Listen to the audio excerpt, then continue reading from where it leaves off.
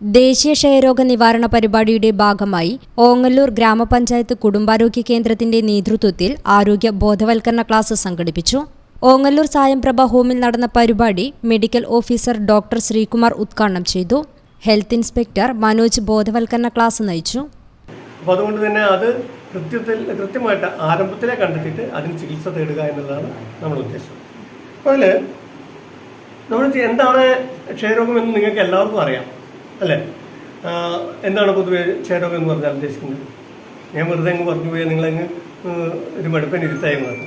ക്ഷയരോഗം അറിയാലോ. ഒരു ക്ഷയരോഗി എന്ന് പറഞ്ഞാൽ നമ്മൾ സ്വാഭാവികമായിട്ട് എന്താണ് ആകെ ചുമച്ച് അല്ലേ, ചുമച്ച് വല്ലാത്തൊരവസ്ഥയിലുള്ള ഒരാൾ അല്ലേ.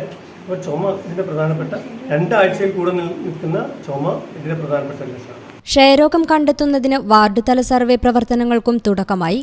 JPHN Shailaja, MLSP Sajna, Manila, Sreelatha, KM Gangadharan, Priya Rajesh എന്നിവർ പങ്കെടുത്തു. News bureau, Pattambi. ഞങ്ങളെപ്പറ്റി നിങ്ങൾക്കല്ലേ കൂടുതൽ അറിയുന്നത്? പരിശുദ്ധിയുടെ സുവർണ പാരമ്പര്യം. Hayath golden diamonds, Valanchery.